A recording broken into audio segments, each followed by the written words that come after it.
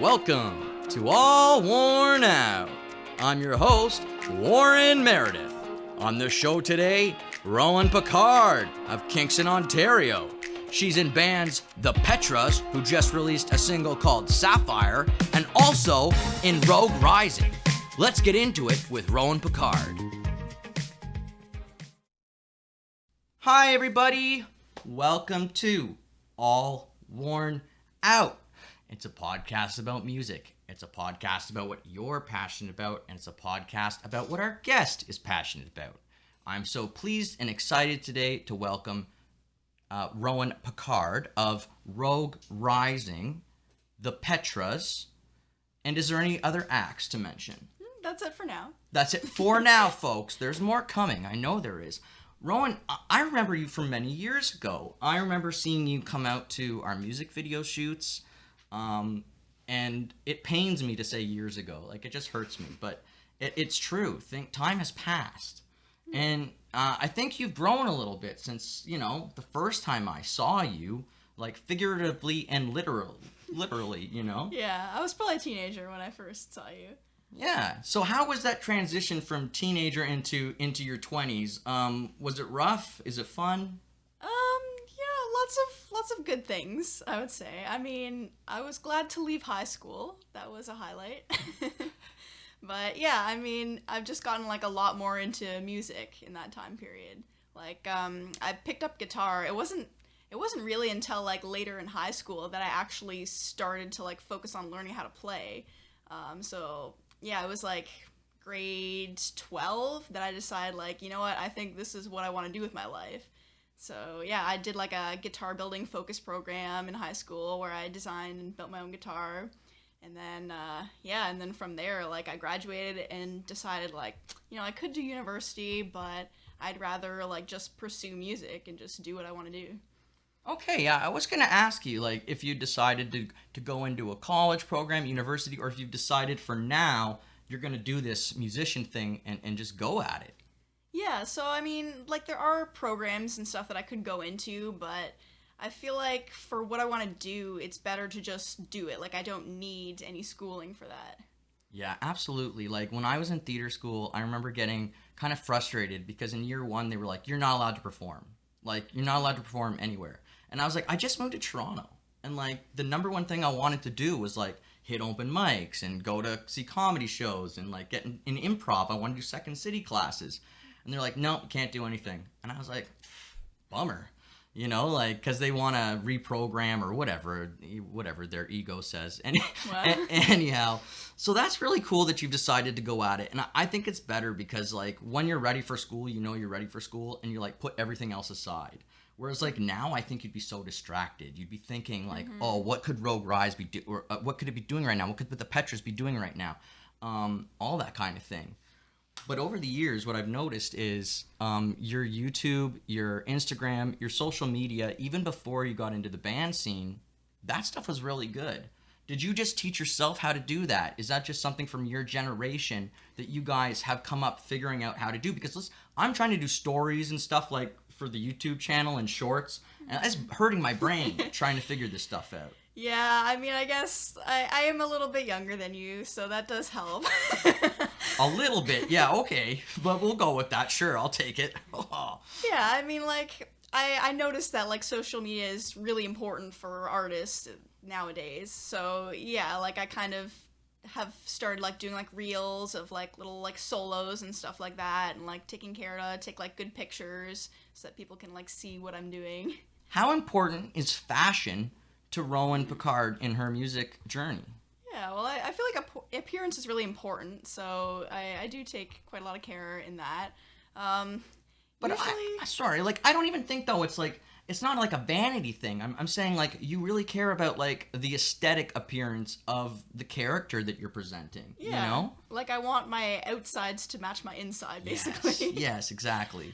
So, yeah, I try and, like, wear stuff that, like, shows that I have a bit of an attitude and, like, a bit, like, rocky. Generally, like, red and black, they're kind of my colors. They're pretty bold, something like that. Okay, well, let's go back to the very beginning. And you're a young child. And What are the first songs that are sticking out in your mind besides like, Mary Had a Little Lamb and that stuff? Like what's the first like popular music that's kind of popping into your head and you're like, wow, that's like the first song? Really? Like what is it? Yeah, well, I remember I had like a little MP3 player back in the day, and listening to like the Spice Girls and Avril Lavigne. She was my favorite artist for so many years. Like very inspirational. That's so cool because now you've performed her songs at Horseshoe Tavern, right? It was the Bovine. With Rogue Rising. We did our first show there. Yeah. Excellent, cool. I got my Toronto places mixed up, but they're both great venues. I've played both, and they're both awesome experiences, and I want to get into those with you as well. But still, back in time here. So you didn't have to buy any music. So you said you got into Spice Girls, but that's old stuff. Like Spice Girls, my sister was into Spice Girls, and that was many moons ago. So how did you find Spice Girls? That would be my parents. They were a big influence on me. Well, that's a good thing. I feel like they raised me pretty well, like with a lot of like solid like 80s and 90s rock, which I just love. Yeah, now you come from a very musical family, though. I do, yeah. So you grew up around a lot of guitars, or around at least your dad making them? Well, so I grew up with my dad playing guitar. That definitely influenced me at like a young age. And then my grandfather, he'd play like violin, and my grandmother would play piano. So like at family functions, there'd just be like this whole like jam session. But yeah, so my grandfather builds violins, so I remember like that from my childhood. But it wasn't until recently that my dad took up building guitars. I guess it was during like COVID, like people need something to do. Yeah. It's like, hey, I have the time to try this out now. And he got quite good at it quite quickly, and now he's been building the guitars that I use on stage. Well, I think if you come from a family of luthiers, like I guess he could pick up things faster, because like if you've learned about how to do it with a violin at all or whatever, I'm sure certain concepts move over and certain concepts get thrown out the window, but I've never been good with my hands. I think that's why I become a singer, It's not, I'm not great, but you see, that's what's cool about you is I remember you doing all the guitar stuff on Instagram before the vocal stuff. Is that kind of how that developed? Yeah, so originally, I remember like back when I was a kid, I'm like, you know what, I don't think I can sing. I'll just learn guitar because I can't sing. And then I ended up writing songs, and like I was writing like lyrics and stuff, and then I figured out like, you know what, I should probably learn how to sing these songs. So it wasn't until I guess like 2, maybe 3 years ago that I decided like actually I need to learn how to sing. So I started like taking some lessons and like got really into that, and now I can do both. Yeah, I was listening to all your stuff, and I think it's really cool. And a note I made that I find very impressive about you, and I think it shows a lot of maturity as an artist, is you're willing to show yourself making a mistake in a video and laugh at it and say like, oh look, I made a mistake. Yeah. And now I'm going to fix it and show you like the process. And I think that is gutsy. Like you're showing people that it's not easy, that it's not a first time thing. Trying to learn an instrument or trying to sing, it's something that it takes a lot of, wash, rinse, repeat and over again. So yeah, that was something I wanted to give you kudos for that I noticed. Life is messy. I think people relate to that and people should see that. You're probably referring to the video of I'm playing my original song on stage, and I go to like play the solo, and my guitar unplugs for whatever reason, like maybe like step on the chord or something, and yeah, so like I go to play the solo and just dead silence. So I figure out what happens. I plug it in, and then I play the second half of the solo and keep going. But it's great because it happens to everybody. This stuff happens literally to everyone. Like, okay, like I've done the thing with the mic where I've just been like, oh, and like ate the mic like right into my teeth when I'm about to do like a big yell, and then like I still have to do the yell. Yeah. It's like, oh, now the pain's real, I've done that. Right? And Canadian Music Week, I remember like they were telling us like, get going, get playing, it's time to go. And Joe's not on stage, my guitarist, so I'm like, where's Joe? And like I go into the back room, and he's like, I gotta find this patch cord, and he's like throwing patch things in the air in the back room, and I'm like, we gotta go now. This is like professional day, not like we don't know what's going on day. But that's all a part of it, and like the chaos of music, which I'm sure since you've been doing quite a few shows, and I want to talk about that. But all these shows, has it been kind of like a dream come true the last couple of years for you? Realizing some of your dreams, stepping into this role more and more? Yeah. I mean, for the Petras, so that's my all-girl band, I never actually expected to be in a girl band, but I thought, yeah, like, I'd love to play guitar in a band. So, like, when this opportunity came about, like, I obviously pursued that. But, and then my other band, Rogue Rising, the one that I sing for and play guitar, that's been a long time coming. Like, ever since I wrote my first song was called Rockstar Dreams. So, right so on.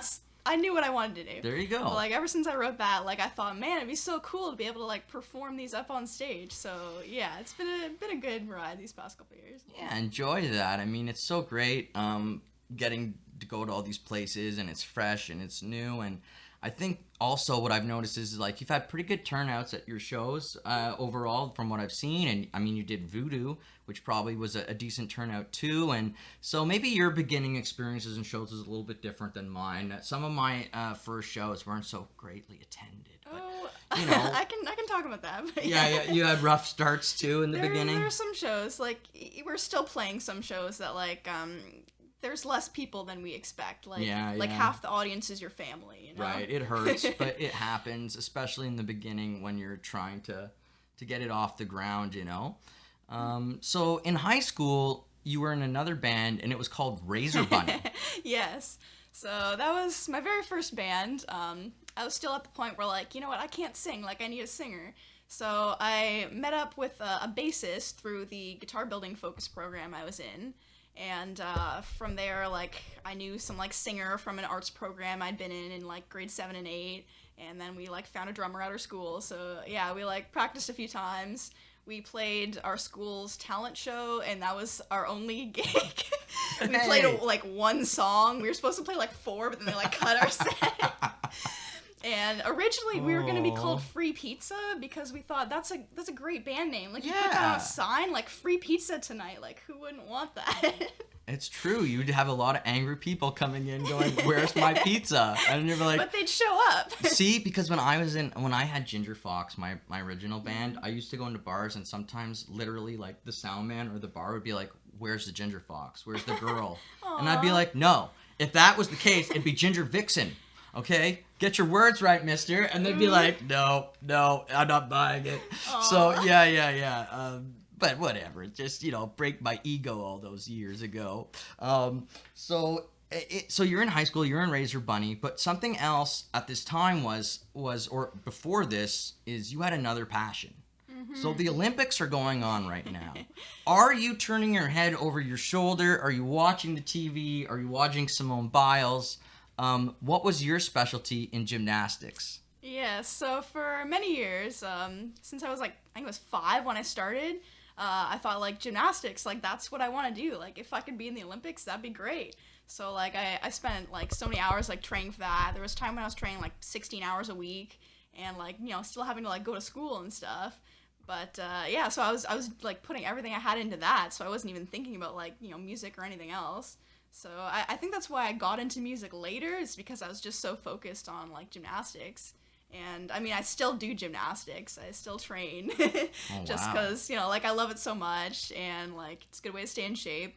I've gotten into parkour lately. Like, a skill I've learned recently is, like, I can, like, run up a wall and do a backflip off, so that's pretty cool. As soon as you say that, just The Office pops into my head immediately, and I just see Dwight and them, parkour, around The Office, and, like, they're having a great time. I mean, that's cool. Parkour is, like, too scary for me, like, because I don't like heights, and I see people doing parkour at heights, and I'm like, I don't like that. Yeah. That scares me, you know? I'm too much of a heights baby for that. And also, like, ow, if you fall and you hurt your leg. But I guess you got over that a long time ago in gymnastics. That's part of the thrill, is, like, doing stuff that is scary. Because, I mean, I also don't like heights that much. But, like, I love, like, climbing trees and all that kind of stuff. Can you do flips and stuff? Like, can you do, like, the floor mat routine stuff? Yeah, I can do, like, round off, back handspring, back layout. Like, I can do some, like, twisting stuff. Yeah. Whoa, cool. So then, yeah, you'd definitely be watching the Olympics, and with a little bit more knowledge than some other folks. How did that help you so far with music? The preparation, the ability to know, like, I can do this prep work, and it doesn't bother me. I like doing it. That's a good question. So, I mean, it definitely builds like a really good work ethic, like having to like train so hard to like perfect things. I think that's a lot of it. Like you have to be so precise in gymnastics because like say you're doing like a backflip on like such like a tiny little beam there, you have to be like so precise or else like you're just done. So that's definitely an element that's I think transferable to my guitar playing. It is, because if you hit the wrong string and the string's only so big, and if you don't hit it right, then that's it, you lose points. Yeah, that's very true. So I remember, like I said, like back in the day, you would come and I remember you at one music video was the roller skating one. Yeah. That place is burnt down, by the way. Oh, I heard about that. Yeah, lots of drama. I'm glad I'm not a part of the drama, but we did encapsulate it in time, Yeah, and we that's saved good. it for the masses. And so what have you learned by seeing all these different artists? Like I saw that you met up with the lead singer from Glorious Sons. What's his name again? Brett, exactly. Yeah. Thank you.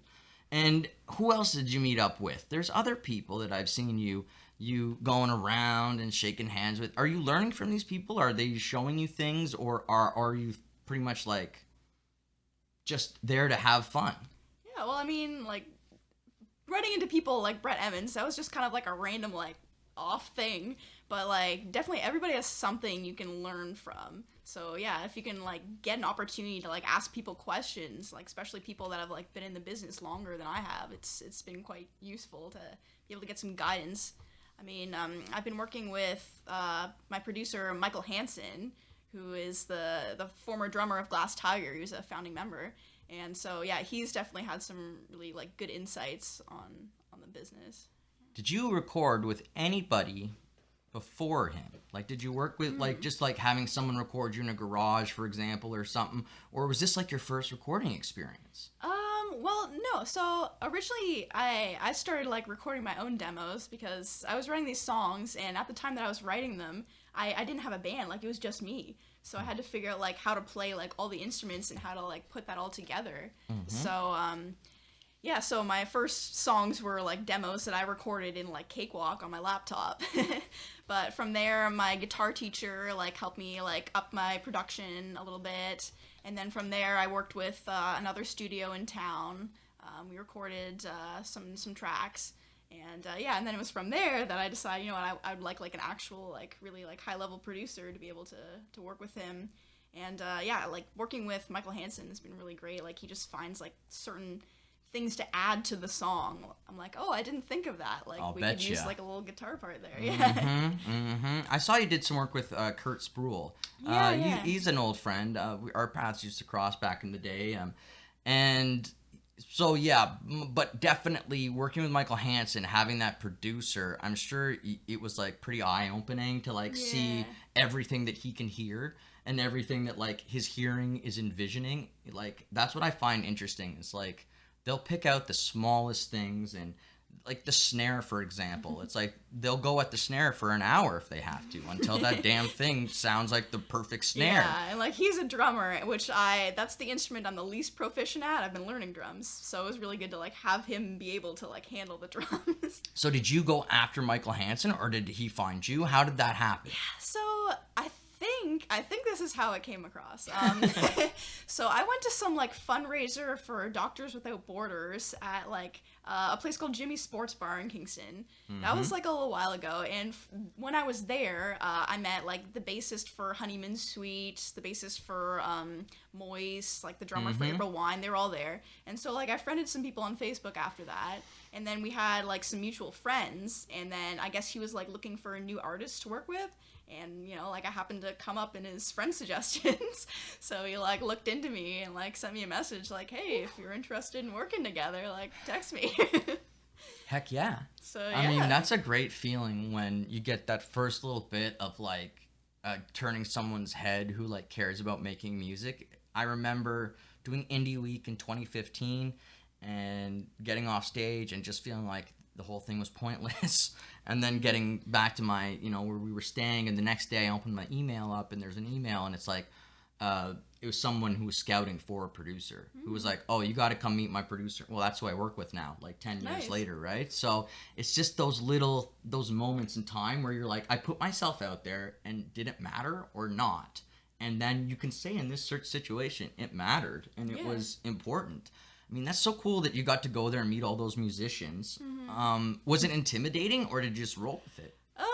Well, so this like musician friend of mine, Trevor Walsh, was playing, and so I thought, yeah, you know, like I'll just like go see him, and like I thought this would be a cool event to go to, like get to see some like legendary musicians like play, and then he was like, you're gonna come up on stage, and I'm like, what?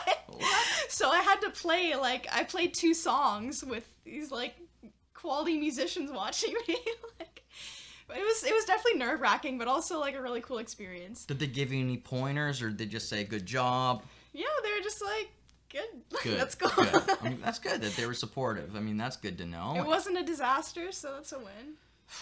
Yeah, well, that's a thing, right? If it's a disaster, they remember you for all the wrong reasons, Yeah. and as long as you got out of there and they're like, yeah, okay, yeah, she cares, yeah. I had like a positive enough impression of me to friend me on Facebook after. So. I think you've done great because you've seeked out the right people, in my opinion. Like from your guitar teacher on, I mean, I think you've been finding the right people and seeking people that have that knowledge, and you're not worried about your ego getting hurt, or, you know, and I'm sure you had to go through that with Michael, with your producer, and where it was like, maybe sometime he said something and you were like, ow, but then you were like, okay, I just gotta let that go because it's not gonna help me. Like generally criticisms, like people are saying it because they want to make you better. And if they're not, like you can usually recognize that and just discard it. There you go. That's a great way to look at it. I mean, that's very confident and very rock star of you. Like, so I saw some of your influences, like Joan Jett and the Runaways. You were saying Avril Lavigne, who I did play hockey against when I was 12 or 13. I saw that episode. Yeah, man, she was fierce. And, like, I'm not joking. She had dreadlocks. That's awesome. Yeah, I love yeah. that. She had dreadlocks when she was like 12 or 13, and like the guys we were warned in the locker room. You know, they're like, she don't for Shania Twain, but we heard like she wants to fight dudes, like she likes to fight. We're like, what? It's crazy. But yeah, so to be a rock star, you got to be like a little bit crazy and just like have that attitude. Have that edge, right? I mean, she definitely had that back then. All the hits after hits that she put out one after the other, I thought was wild back then. So who else is a big influence? The Beaches, right? Yeah, the Beaches like definitely influence our girl band a lot. Like we try and like go for their like sort of fun loving vibe. But like my personal influences would be, well, for guitar, definitely Slash. Like he's been my favorite guitarist for many years just because he plays with such emotion. Yeah. Like I know Sweet Child of Mine, that was kind of the song that like inspired me to become like a lead guitarist. I remember like hearing that riff, and yeah, so the funny thing was that was the first riff I could play that my dad couldn't play on guitar. Yeah. So yeah, like I heard the riff and I'm like, I gotta figure this out. So I just like kept playing it and playing it, and I was just like so inspired by like his tone. So yeah, I played that song, and then I remember my guitar teacher at the time, so I'm like, hey, like, I would really love to, like, learn this solo in Sweet Child of Mine. He's like, no, you're not ready for that yet. And so I was like, oh, really? Like, you're gonna tell me that? Wow. So I went home, I found some, like, YouTube videos showing, like, how to play the solo, and I worked on it. It was, like, 2 or 3 months that I was, like, working on this solo. And then finally I'm like, okay, I've got it. Like, I go into my guitar lesson, I'm like, you gotta hear this. And I play the solo for him, and he's like, damn, okay. And so I ended up actually playing that in, like, a concert, because I was in, like, a rock school, like, band, you know, like, that my teacher was, like, running. So I got to play that in concert. That was pretty awesome. And was that rock school band, like, a big deal for you, and seeing, like, that you could do this and that you wanted to do this more so? Yeah, for sure. Like at that time that I was in rock school, I thought like I would love to do this like for forever. But like actually being able to play on stage, like it was just like such a rush. I just got hooked immediately. Yeah. I started off like being hooked by theater, like performing on stage in plays. But what I liked about music was how free it was, and I was free to write the character as I pleased. And you know, and it could go through whatever I wanted. Whereas in acting, I find you get cast as something, you get told, but you got to choose that Rogue Rising, she's a badass and she's a rebel and she's got a cause and all these different things, right? Yeah. So I think that's what's really cool about music. So you're out of high school, you are through this program. Then I saw you joined into another thing. What was it called? The Canadian Canadian Association? Musicians Cooperative. Okay. CMC. So it was summertime, and I'm like, what, I could use a job. Like, can't we all? Like, especially as a young musician, we're not making any money. So I found this program, and like I had to like go through this like 2-stage audition process, and then like okay, you're in. So basically, like in this program, they taught me like about the music business, like pretty much everything, like from how to like register your songs with like SOCAN, and like like how to like plan like a tour, like just all this like actually practical useful stuff. And then like at the end of the year, we put on like a showcase, this like big performance with like all the musicians in the program. So I went up to Barrie for that. And so I was in that for 2 years, actually, 2 summers. And it was quite a good experience. I would recommend CMC to like any young musician that wants to learn more. They helped you with like songwriting and like... Yeah, I mean, you can definitely like we did some collabing with different artists in the program, like really like anything in the business that you want to learn about, there's going to be somebody that can help you there. Awesome. Yeah, I thought that was a very cool looking thing, and I was like kind of jealous. I was like, I would have loved to have done that after high school because it just seemed like such a cool thing. Yeah, so like I didn't go through university for music, but I did go through that, which was sort of similar. Yeah, absolutely. You describe your sound as rock, pop, and punk blend. So we talked about the Avril Lavigne, we talked about the rock. What kind of punk were you into? Well, I guess Avril kind of has the punk too. Avril's kind of punk. Yeah. I feel like punk is just an attitude. Yeah. If you have that attitude, then you're like your music's a little bit edgy. Well, you were describing like the bouncing. You were like, if you have this bouncing feel in the song, then you know it's the Petras. Yeah. And I got what you were meant about that, like a Ramones or a whatever it might be, or like you said, Joan Jett and the Runaways, like that pick up and go kind of beat. Mm-hmm. So that was cool. I mean, I like the Offspring. That's pretty good, like a punk band. Offspring's awesome. So let's talk about buying your first Jackson guitar. Yeah. Okay. So, that was a while ago. Mm-hmm. But so I'd been like playing on my dad's old electric guitar, and then I decided like, you know what, like this is what I want to do with my life. I should have my own guitar. So like, I went to the store and bought this Jackson for like $200. And why Jackson? Why not why go with that style? What was it that made that the one, not a Les Paul? For example. I mean, okay, for starters, it was red, so it had that going for it. Okay. But why I liked it, like I think it was just the feel of it. Like it's I guess more of like a metal, like shreddy type guitar, which I didn't really know about at the time, but I just like picked it up and I'm like, I feel like I could solo really great on this. Well, you did know it. You innately did know. Like, I felt it. So Jackson's, I do like Ibanez also, which is pretty similar. But, now I play Picard guitars. So. There you go, Picard guitars all the way. I'm gonna have to get myself one. Yeah. So the Petras, you guys just released a song not that long ago. How long ago was that?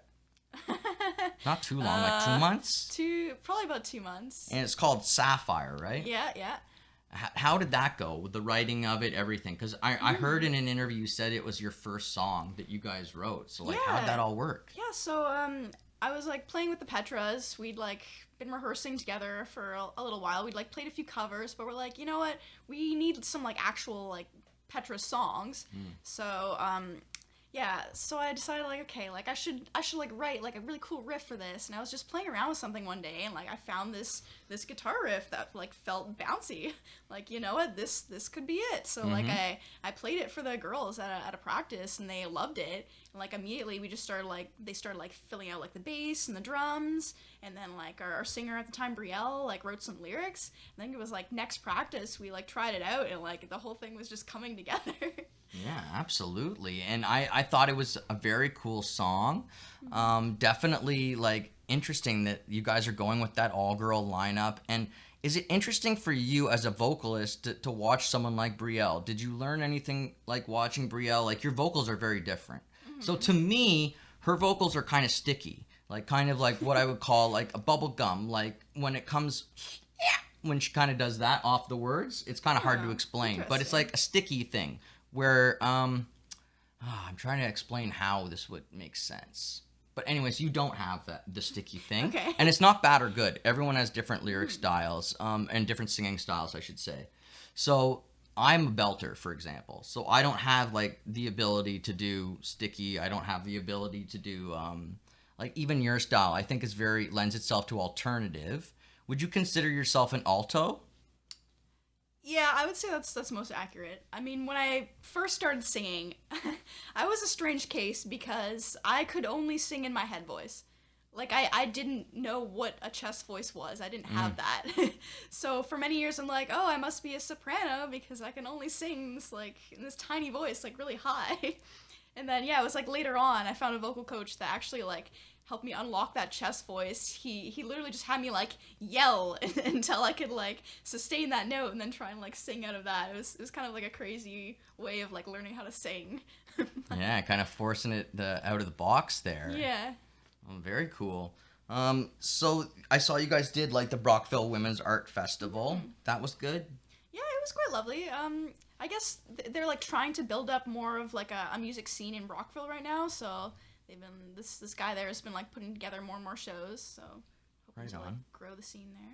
And you went to see one of the bands that I've not seen. I want to go see them is Harmonies. How was Harmonies? Man, I love Harmonies. They're like one of my favorite new rock bands. Nice. I feel like they've got like really good catchy songs, and the guitarist John is like he's crazy. Like if you see a stage show, he does like so many cool tricks. Like at the last show, I mean, he takes this like electric drill and like holds it up to the pickup so it goes like rah, rah, rah. He took like a lighter and was like using it as a slide, and then he's like flicking it as he's like going down the string, so it's like looks like flames. I'm like, oh my god, dude, you're gonna set your guitar on fire. But he didn't. So is he giving you some ideas now you're gonna pull out? Yeah, gimmicks are interesting. I mean, if you're really talented, then I find they work. They work great. But if you don't have great talent, then you might not want a gimmick. Yeah, it only works because he's got the skill to back it up. Exactly. You know what I mean? Because there's sometimes I'm like, oh, I could do this. And I'm like, you're not good enough to do that. You should do that. I saw you also, like, saw Tiny Horse. They're another band out of Kingston that's rising fast, eh? Yeah, I'd heard a lot of buzz about them, so I thought, I should probably go check them out. And, like, honestly, like, I see why there's the buzz. Like, they have this really, like, fun vibe. Like, you go to one of their shows and it just feels like a party. Tell me about when you met Joanne Gervais. Oh, okay. Yes, I see you have a picture of her on the wall. Yes, I'm right there. Yeah, so I met her. I was playing some show. I think I was, like, playing with Elevation Studio. I, like, worked with them for a while, and they'd, like, put together little shows with their artists. So I was playing, like, I think it was RCHA Club in Kingston, and I got off the stage, and she was like, hey, like, I do this, like, artist group. Would you want to, like, come model for me? Because I guess she was just there, like, like, drawing the artists for fun, and maybe, like, showing off some of her work. So I met her, and then I went and modeled for her. I'm actually going to be going back there. She wants me to come in as a gymnast one time, and then model as, like, a horror person, because I love horror, too. She's amazing. She's amazing. She's like a staple of the Kingston art scene. She's so cool, man. Like, I gotta tell you, like, she let us stay at her house one time after a show. Like, we went and crashed at her place, and, like, she made us, like, fresh chicken soup. Oh, man, her cooking is the best. Yeah. And then she was like, you want to see the chickens where this is made from? It's in the coop back there. And we're like, sweet. She sends me home with eggs whenever I go to model for her. Right? She's super cool. And do you find that that's, like, just kind of the Kingston music scene that you guys have got, or art scene, that you guys have so many interesting, amazing artists that you can reach out to, that you can find there? Yeah, I feel like Kingston's actually like a really good spot for that. There's just so many artists, like in pretty much like everything. Yeah, like visual art, music, like dance. I feel like Kingston's a good place for like artists to grow from, because like there is that base. There's like lots of different venues you can play. But I've heard a lot of talk in like if you want to get big, you have to leave Kingston though. So like it's a good place to start from. Well, the argument might be if you want to get big, you have to leave Canada. Yeah. So it's not so much, you know, and all I would say about that is like you got people like Alanis Morissette who was in Ottawa and she was like kicking butt in Ottawa. Yeah. And you know what? She kind of already left Ottawa and she did like these pop albums that failed. I hate to say that because as artists we just create and we're not necessarily looking at things like a record label. But at the time, like, she put these albums out and they didn't work the way she wanted. And then finally someone got it. Someone figured out what that sound was that was going to break through. Right. And that's kind of why I encourage young artists, like, go see producers. Like, go talk to producers. Go talk to different people with different ears. And, like, find out what they think you might be capable of. Because you probably are. You know, like it's a very cool thing to find where you can fit your voice into because, in my opinion, it doesn't fit everywhere, but it does fit many cool places. You know, so you worked with Michael Hanson at Ultravox Studios. Did he bring anyone else in, or was it pretty much him and you guys or you girls in the studio? Yeah, like it was for a lot of it. Like it was just us. Like he would play the drums, like on my music. And then, like, I would be able to, like, play, you know, the guitar and sing and stuff. So we kind of, like, didn't need anybody else. And then when the Petras came and recorded, yeah, he was just, like, behind the computer, like, dealing with all that and just brought out, like, the best of each of us. Is the Petras going to release more music? Well, so here's the thing. So we, in the studio, we've recorded a couple more Petras songs. We have them, like they're all recorded, like, ready to go. But we've had some like change up with the members in our band. If you've been following our socials, you might have noticed.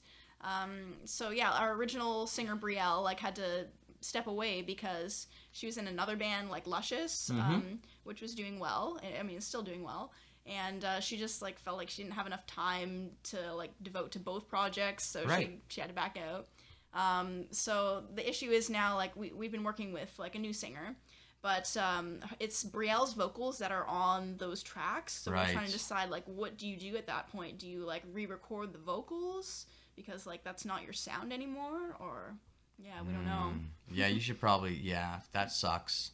Well, it's good, but what sucks about it is, like, you put stuff down, right? You put her voice down, and then she's not going to present it live, and that takes a lot of the fun, takes a lot of the passion. I could see that maybe affecting things a bit, but... So are you gonna re-record the vocals? I'm thinking like we probably should just.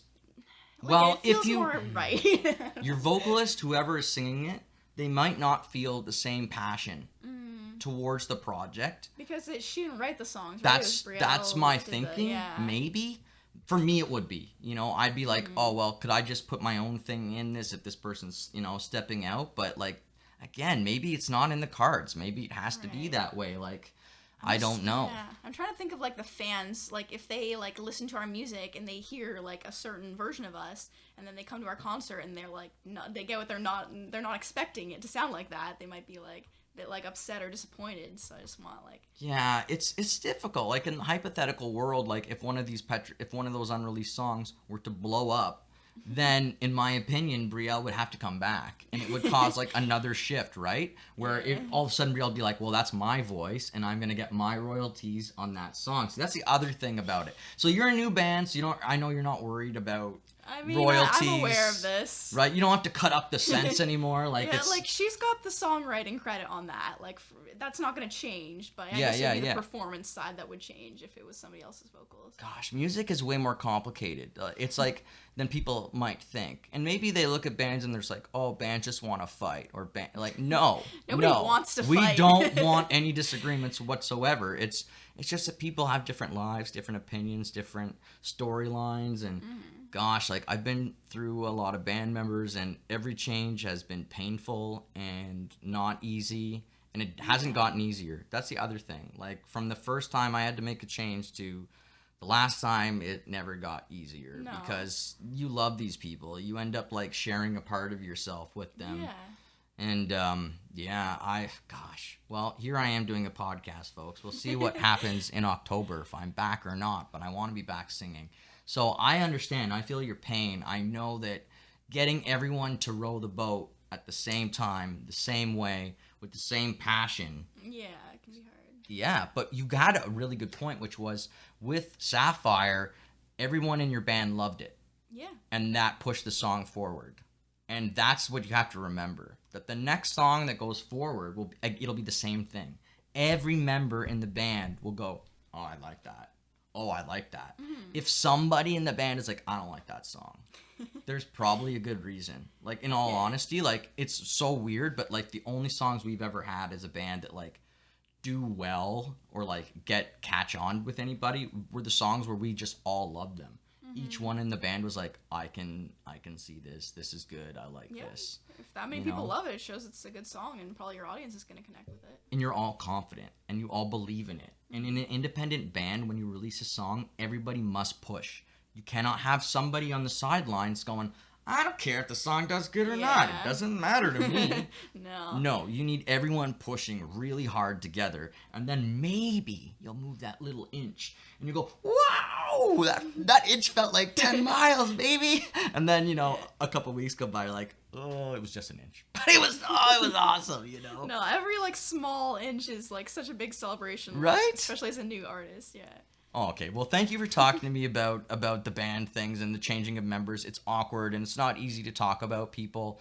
But just so everyone knows out there, Brielle will come on the podcast too. So, there won't be any... I'm not taking sides. I support everybody. I want everyone to be happy and have their success out there. Yeah, like even though we're not in the same band, like there's no bad blood. Like you guys aren't gonna fight in the UFC. You're not gonna a blood match. No, okay, all right. Oh, dang, that was exciting for a minute. But okay, well that's good to know though that like you are not gonna give up. That you're still gonna find a way to make that project move forward. Oh yeah, like. The Petras is such a good thing. Like, since we've started it, like, it's kind of, like, taken off pretty quickly.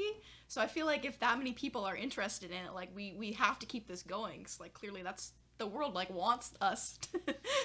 There you go. And, you've caught on to something there, which is... I think it's an energy that perhaps the world is not as accustomed to as the 5 male piece band or whatever. Mm-hmm. Like the Beaches bring a different energy to the stage. They just do. Yeah. Their lyrics are similar to other rock bands and it's a similar vibe, but it's different. And it's geared, in my opinion, towards women. Like the lyrics and fun for women. You know what I mean? Yeah. So I think it's a very cool thing and also ballsy as well. Like you're putting yourself out there. Chick guitar players are the coolest thing in the world though. Like especially to like anyone who's into rock music. Like I went up north and like we played with this band of younglings and there was like twin sisters in it. And like it was like mind blowing. Like one was singing and one was playing guitar and I was like, what? Man, I wish my parents had more kids. I'd have like a family band. Yeah, you probably would, There's some people in here that were saying like, who was it? The guy from James from The Space Between was saying that his family likes to have jamborees. Like as kids, they would all play different instruments and stuff. And I was like, Partridge Family, yes, like yeah, Brady Bunch, so good, I love it. Yeah. So then you have Rogue Rising. Now, is Rogue Rising going to take precedence in the coming months? Well, so ideally, like I do both simultaneously, but so yeah, with the Petras right now, we have like both our bassist and our singer. They're going to be going off to school, so yeah, no, it doesn't stop. Challenges don't stop coming. It never stops. It really doesn't. So, and we have some gigs lined up, like the end of September and November. We're going to be playing some, like, good gigs. Like, we're playing, it hasn't been announced yet, but it'll be announced soon enough, so it's fine. We're playing Pop Montreal. Cool. End of September, yeah. So cool. Yeah, so we gotta get it together for that. But, like, people are going to be in different cities, so we're going to have to, like, really carefully, like, plan when we can be practicing for this. So yeah, we might not be doing like as much with the Petras at the moment. So, but like Rogue Rising will be continuing because all my members are in town. So we're having some plans to release songs quite soon and hopefully do some like touring. Like I want to go through like we've played Toronto, but I'd like to come through Ottawa and like Montreal too. That'd be really good. Yeah, there's a lot of great cities in Ontario and Quebec, and we just have to get out there and drive. That's what Yeah. sucks about it. It's like we're not in Europe, and Europe you have like that population density in like 2 hours, and you can hit like a whole bunch of places. It's pretty cool. But Canada's a big country. yeah, we got a lot of ground to cover. But I've had good experiences in London or good experiences in other places like Huron and whatever. I find people in this country love music, and people are maybe a little bit closed off though. We're not Europeans. We're not as open to being artistically Right. touched. But once you get us in the mode, then we're the same. We're pretty good. I saw you also saw Villavant live. How was she? Yeah. How was that? She's pretty cool. Like, I remember her voice is just, like, so powerful. Like, she's definitely an inspiration, like, vocally to me. Yeah, so, like, I saw her, and she just, like, can hold a note for, like, ages. Right? Yeah, she's got a really cool rocker attitude. Yeah, I think she could outhold me, but I want to, like, go after. I want to challenge. Like, I want to be like, let's go. You hold it, I hold it. First one passes out. That's it, But Yeah. I think she beat me. She's amazing. She's made some pretty cool music videos, too. Yeah, and cool tours and the like very impressive stuff. Also, how was it playing the Mansion for you? Well, I mean, the Mansion is a place I'm very familiar with. I've played there several times. It's it gets so hot up there, but like if you can pack enough people into there, it's like a great vibe. How do you do that? How do you pack people into the Mansion? Because that can be challenging. I've only done it maybe once out of like 5 tries. Like, I find the Mansion literally for me, it's like that Nightmare song comes on, like, like, and it's just like the sound men are always amazing. The sound man is always great. The bar staff always treat me amazing. It's great. I get a discount on my food. It's great. But then I literally went table to table, going to all the Queen students, being like, they're all wearing their engineer's jackets and stuff. I'm going table to table, like, come upstairs. I'm taking the cover off the door because you guys are so cheap. Just come upstairs, you little kids. Like, there's 100 and whatever of them downstairs just avoiding live music. And that, like, drives me bonkers. No, that's fair. I mean, it's a bit difficult with the Mansion because, like, you go upstairs and, like, anybody who's upstairs is specifically there to see the bands. It's not like some other bars where it's like people go there just to drink. No, so, like, you gotta really, like, advertise your shows and, like, get your friends to bring their friends and like, play with some other good bands that have, like, people know of them. Yes. Yeah, you have to have locals. You gotta have good local Kingston acts on your bill, and but I've experienced it both ways. I've experienced a great Mansion show, but I've also experienced it very empty, very I like sparse. to see shows there because there's normally not that many people. So then the other bars in Kingston I saw you play, I'm quite fond of the Toucan. Oh, yeah. How was your memories of the Toucan? Yeah, we played a Halloween show there, so we're all in like these Halloween costumes. You look it up online, the Petras, and you'll find videos of us playing in like, costumes. Anyway, it's pretty fun. So yeah, Toucan, it's a good vibe. Like, you get like all the people from the other bars, like once they close, they go to the Toucan, so you get like all these like crazy drunk people, and they'll just vibe with you. What you want, folks? It's like a small place. It's easy to pack it and like get some like high energy going. Yeah, I like the vibe in there. As Miguel always says, he likes the ambiance inside of that bar because we can walk out and go into the street and the stone walls are everywhere, and you feel like you're now in the 1800s, and it's all very spooky and it's great. Yeah, I like Kingston for that, and the Toucan, I've got some good memories, and I actually was silly enough, like, I've done the hip in Kingston, and like, it's great, but it's also like very nerve-wracking. And I got asked to play the Toucan because of I was doing the hip at some other bar in Kingston, and the guy came up, was like, I book shows at the Toucan, you guys want to come play there? I love your hip. And I was like, yes. You can pull it off. This is all that matters to me right now. I did the hip justice. Good. But yeah, no, it's like Kingston's one of those towns where there's people everywhere that just love music, love the arts. Like, I was one of my Mansion shows, the sound guy was the keyboardist from Glorious Sons. Nice. Yeah, and so like we were just like drinking and talking about Glorious Sons and shows and all this Yeah. different stuff, and it's just like, that's Kingston. Maybe your Artists sound are man is in a everywhere. world-class band. Like, it's a really cool place. So what is next then? What's next on the agenda? Okay, well, I mean, I've got shows coming up with both bands. Like, on the 8th, what is that? Thursday? This Thursday?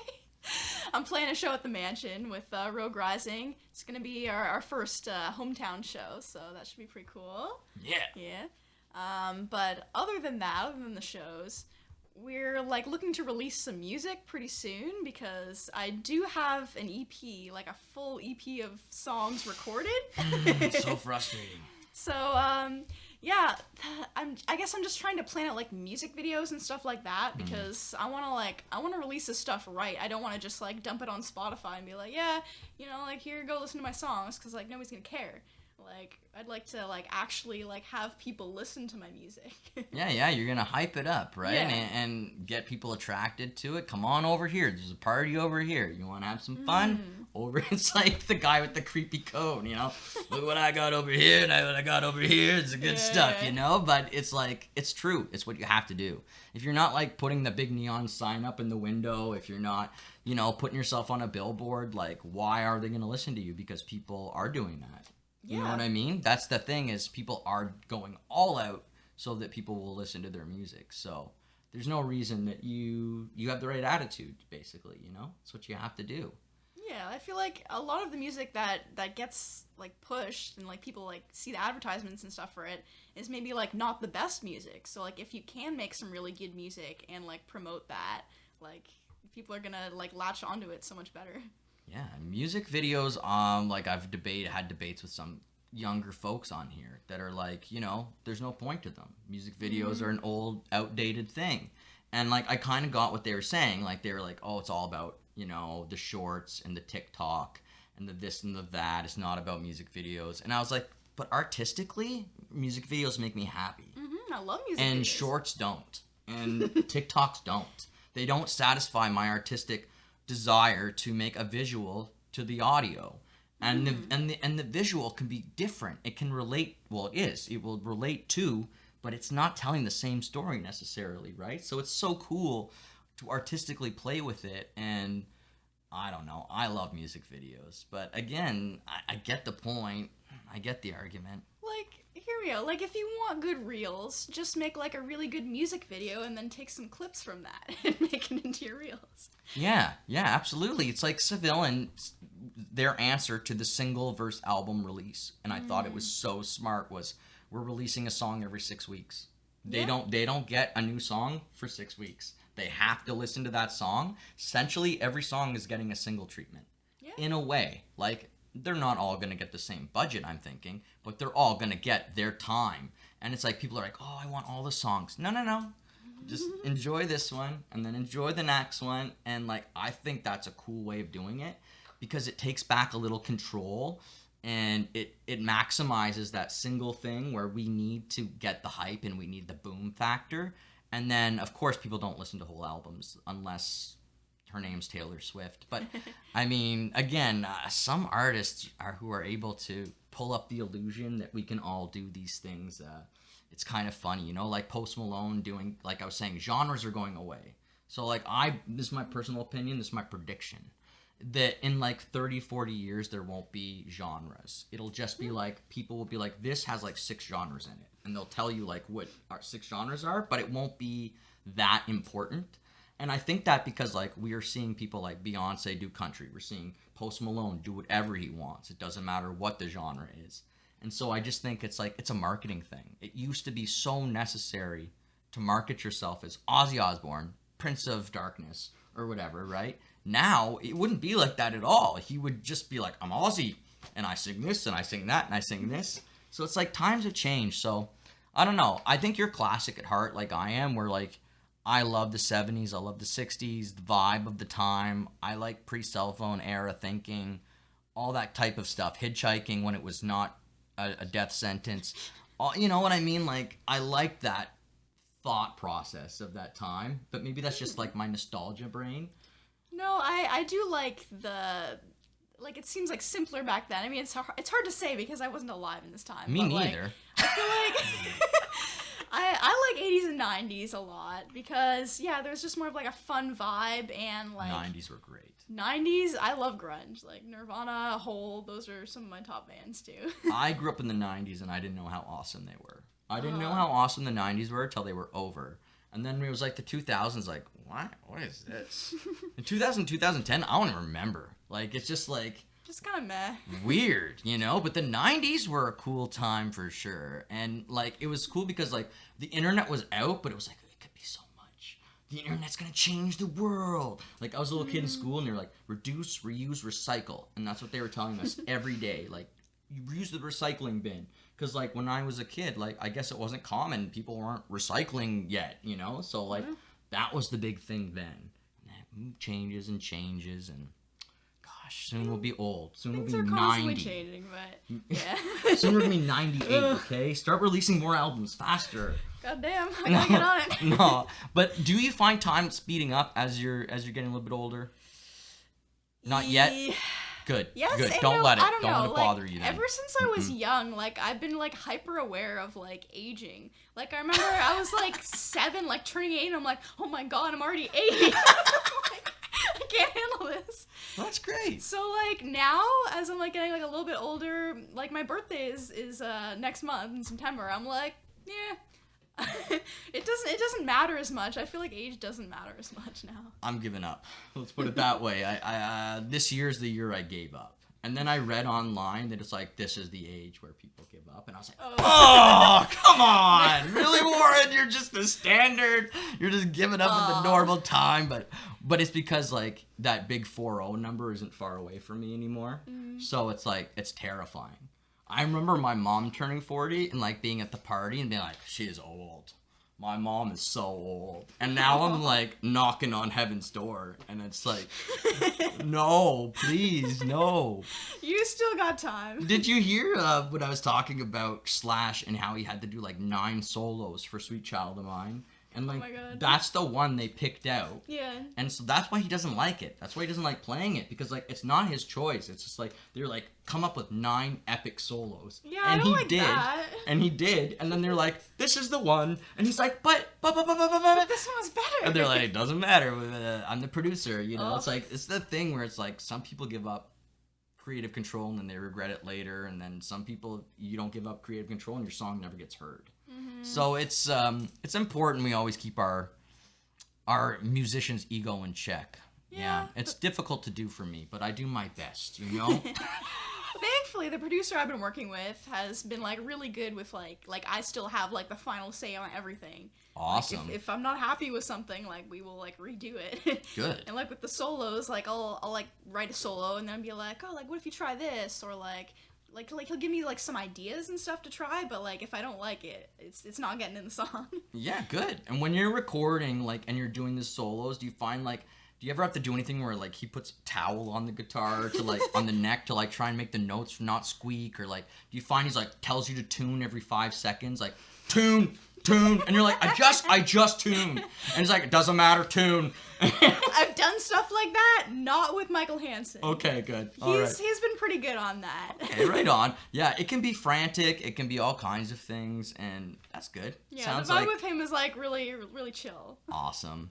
And I mean, that's what you want, I think. Someone chill and in control and not losing their mind. I mean, that's probably annoying. I've actually, with the Petras, I won't name any names, but like... Oh, come on. No, I don't want to like rub dirt on You're not going to start any fight? Okay. No. Yeah, so we were working with the studio originally to record Sapphire, and we like recorded all the tracks. We got back like a demo mix, and we're like, yes, this is our vibe. Like, we love this. He's like, okay, yeah, I just gotta like, do some more polishing and stuff. I'm like, hey, great. And then we get back the like polished mix, and it's nothing like what it sounded like before. Oh. Like, it sounded like it'd been taken and just like squashed the life out of it. Compressed. Like, ouch. I don't know if it was just compression, but like he'd done some other changes to it that just like killed the vibe. And we're like, man, this is not what we want. Like, can we like go back to the other one? And he was like, No, because I deleted them. Like, he deleted, like, the original tracks and stuff.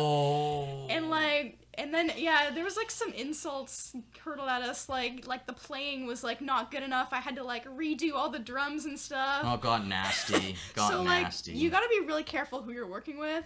But we knew, like, what we wanted, and that we deserved, like, better for our song than this. Good. So, like, we had to take the loss on, like, a fair bit of money on that project.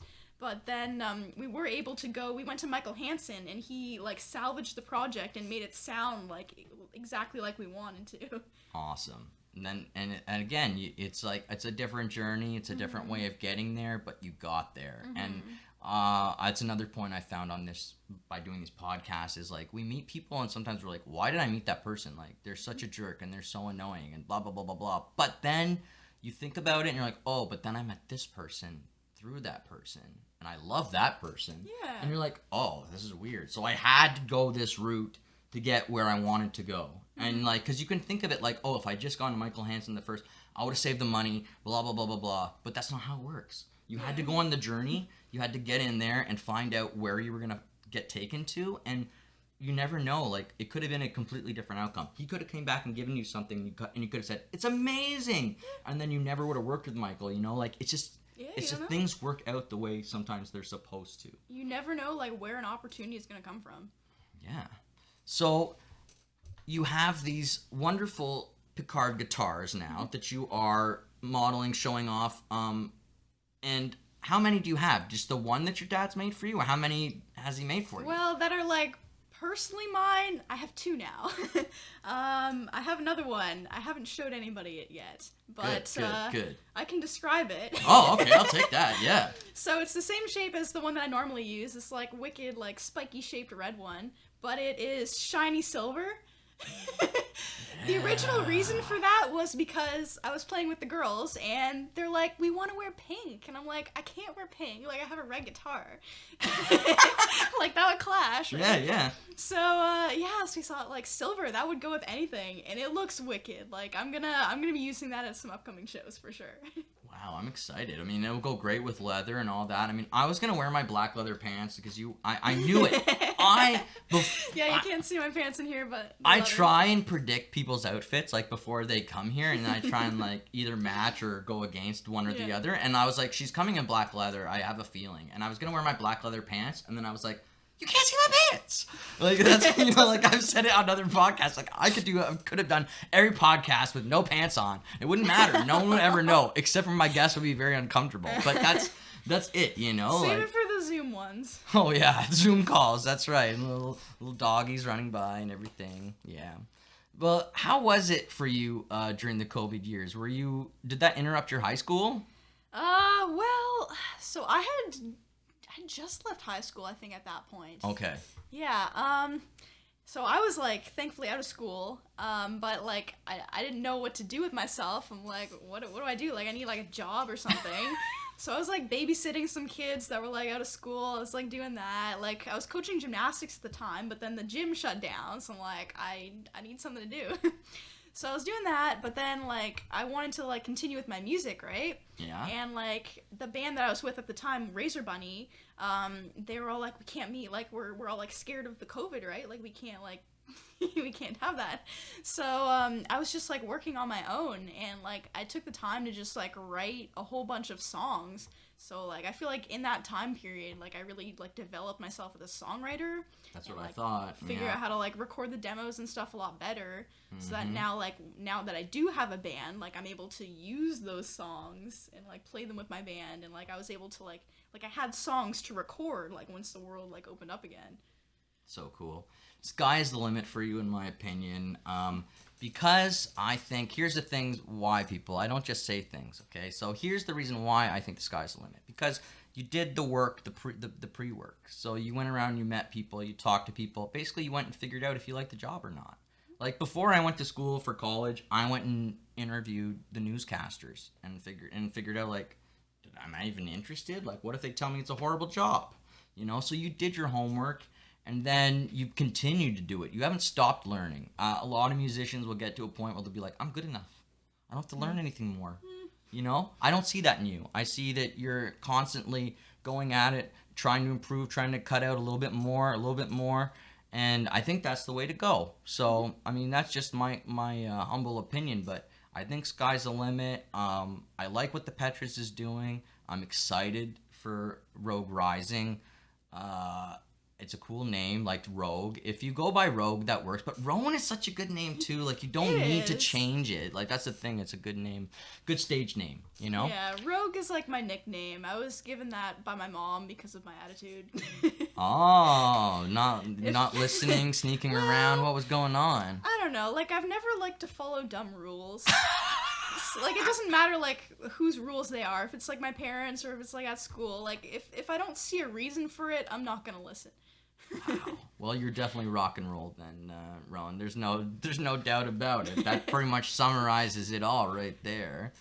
Make sure, folks, you get out and see the Petras or see Rogue Rising. They're going to be playing shows at the Mansion soon. Rogue Rising? Rogue Rising, yeah. We got one at the Mansion. And then after that, we're going to be playing Springer Market Square before Freaky Friday. They do, like, a movie night on Thursdays. So, like, we're playing some songs from Freaky Friday and, like, some of our originals and stuff. That'll be pretty fun. And make sure you follow Rowan on all of her social platforms. Instagram, I think, is where you're most active. Yep. Yeah, and I'll put the links below, but I found Rowan through Instagram, and I think a lot of people do, because you, like I said, you post great videos of you playing solos, all these different things, and it's easy for people to connect to, in my opinion. So again, keep that up. I think that's an edge. Like, that's another weapon in your arsenal there that is going great for you. Thank you. And thank you so much for coming in today. Feel like I learned a lot, and maybe one day I hope to play a show with you guys down the road. I think that'd be really fun. I'd love to bring you guys out to Ottawa and let you hit a stage here or wherever in the area, Gatineau, whatever.